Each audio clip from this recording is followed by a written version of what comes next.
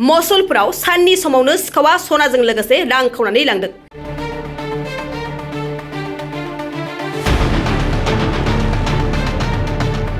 नंगौ बाक्सा जिल्लानि सदर मसलपुराव मसलपुर थानानि बेन्दोंआव थानाय बेलगुरि फोथार गामिनि सुबल घोष आरो माया घोषनि न'आव दिनै साननि समाव सिखावा न'आव रावबो मानसि गैयै खाबुखौ लानानै न'नि दरजाखौ सिफायनानै सना आरो नोगोद रां लांनाय जाथाया जानानै थाङो।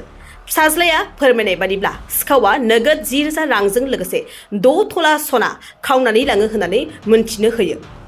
जाथाय जानाय जायगायाव मसलपुर थानानि पुलिसा थांनानै जाथायनि सोमोन्दै नायबिजिरहैनायखौ नुनो मोनो।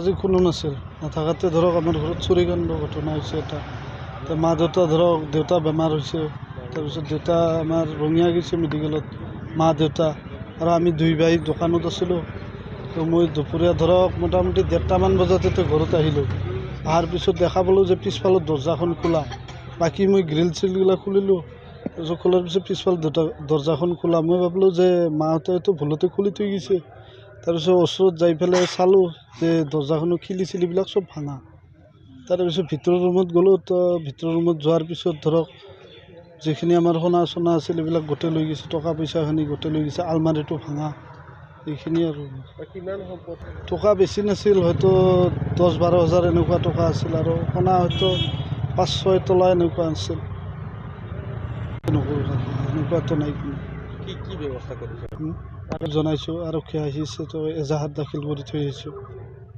गय गायग्रा आबादारिफोरनि थाखाय मोनसे मोजां खौरां। थापा नार्सारियाव मोननो हागोन जाखांफु लाइमोनफोरजों बानायजानाय हाजो आरो हायेनावबो गायजानाय अर्गेनिक गय फुलि।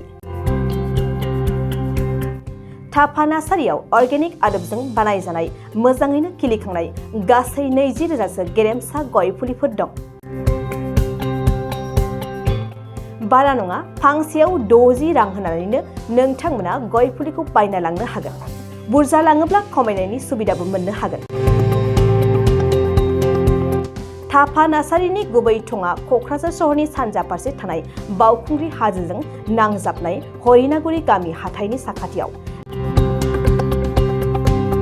बे अर्गेनिक गय फुलिफोरखौ लांफैनोब्ला नोंथाङा 8011837272 नङाब्ला 9707460226 जानबुं अनजिमायाव थोंजोङै जगाजग खालामहरनो हागोन।